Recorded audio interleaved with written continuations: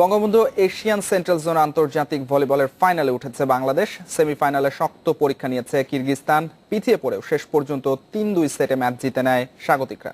শুক্রবার শিরোপা লড়াইয়ে প্রতিপক্ষ তুর্কমেনিস্তান। গ্রুপ রানার আপ হয়ে সেমিতে উঠলেও তারা যে মোটেও সহজ দল নয় তা হারে হারে বাংলাদেশকে বুঝিয়ে দিয়েছে কিরগিজস্তান। প্রথম সেটে বাংলাদেশ ভুলও করেছে একের পর এক। দুর্বল রিসিভিং আর ব্লকিং এর খেসারত দিয়েছে হরশিত্রা। 25-15 পয়েন্টে প্রথম সেট কিরগিজদের।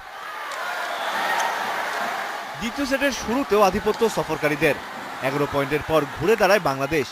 পাওয়ারের চেয়ে কৌশলে মনোযোগ দেয় আলিপুরের শিষ্যরা। 22 মিনিটের সেটে স্বাগতিকদের জয় 25-20 পয়েন্টে। তৃতীয় সেটে আগের সেটের রিপ্লে। সার্ভিসে উন্নতি চোখে পড়ে বাংলাদেশের। শুরুতে এগোনোর পর পিছিয়ে যাওয়া, আবার কামব্যাক করে রাশেদ মহসিনদের দারুণ সব ডজ। 25-19 পয়েন্টে জিতে লিড নেয় লাল সবুজরা। চতুর্থ সেটে বাংলাদেশকে খুঁজেই পাওয়া গেল না।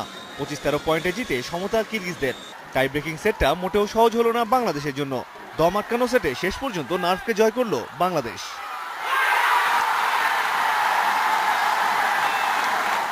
শুক্রবারের ফাইনালে বিকাল 3টায় তুর্কমেনিস্তানের বিপক্ষে লড়বে হরশিদের দল। Amirul Latif, independent news, Dhaka. First class ক্রিকেটে দ্বিতীয় ডাবল সেঞ্চুরি পেলেন আব্দুল মজিদ। তার ব্যাটে প্রথম ইনিংসে 546 রান করেছে সেন্ট্রাল জোন। জবাবে লিটন দাসের সেঞ্চুরিতে দারুণ জবাব দিচ্ছে ইস্ট জোন। দ্বিতীয় দিন শেষে এখনো পিছিয়ে 282 রানে। এদিকে চুক্তি থেকে বাদ পড়ার পর ব্যাটেই জবাব দিয়েছেন ইমরুল। তার সেঞ্চুরিতে 8 উইকেটে 365 রানে ইনিংস ঘোষণা করেছে সাউথ জোন। পারফরম্যান্সের অবনতিতে কেন্দ্রীয় চুক্তিতে জায়গা হয়নি। জাতীয় দলের পাশাপাশি ঘরোয়া ক্রিকেটেও প্রত্যাশা পূরণ করতে পারছেন না। সদ্য শেষ হওয়া ঢাকা প্রিমিয়ার লিগেও পারফরম্যান্স আশানুরূপ নয়। ব্যাট প্যাচে থাকা ইমরুলের স্বস্তি বিসিএল এর শেষ রাউন্ডের সেঞ্চুরি। সাবলীল ব্যাটিংয়ে নর্থের বিপক্ষে পৌঁছেছেন ম্যাজিক ফিগারে। 147 বলে 3 অঙ্কে পৌঁছান টাইগার ওপেনার। এনামুল বিজয়ের সাথে গড়েন 184 রানের জুটি। 107 রানে আউট হন ইমরুল। 11 রানের জন্য সেঞ্চুরি মিস করেছেন বিজয়। না, অবভিয়াসলি আমি আরো বড় ইনিংস করতে পারতাম, কারণ আসলে যেহেতু সেট হয়ে গেছি, আসলে বলটা একটু লাভ দিয়েছিল, যার জন্য হয়তো কানেক্ট করতে পারিনি। বাট ওভারঅল আমি বলবো যে আমি বিজয়ের পার্টনারশিপটা ভালো ছিল, যার জন্য হয়তো আমার একটা ভালো পজিশনে যেতে পারছি। 146 রানে পিছিয়ে দ্বিতীয় দিন শেষ করেছে নর্থ জোন। অপরাজিত আছেন মিজানুর ও জুনাইদ। রাজশাহীতে সব আলো আব্দুল মজিদের দিকে। আগের দিন 159 করে অসুস্থতায় অবসর নিয়েছিলেন।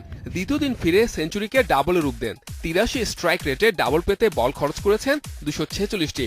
শেষ পর্যন্ত এনামুল জুনিয়রের শিকার হয়ে আউট হন 205 রান করে। মজিদের ডাবলে ম্লান হয়ে যায় সোহাগ গাজীর 5 উইকেট।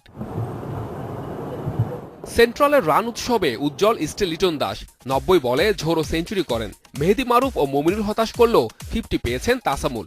লিটনকে 31 রানে সঙ্গ দিচ্ছেন আফিফ।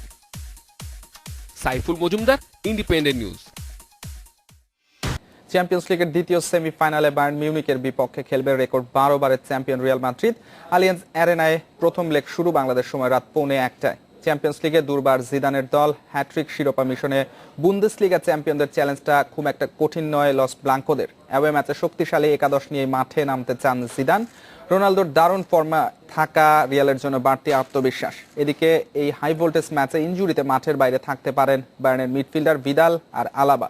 তবে ট্রেবল জয়ে নিশ্চিত করতে মাঠে দল সেরাটাই দেবে, এমনটাই আশা করছেন কোচ ইউপ হেইঙ্কেস।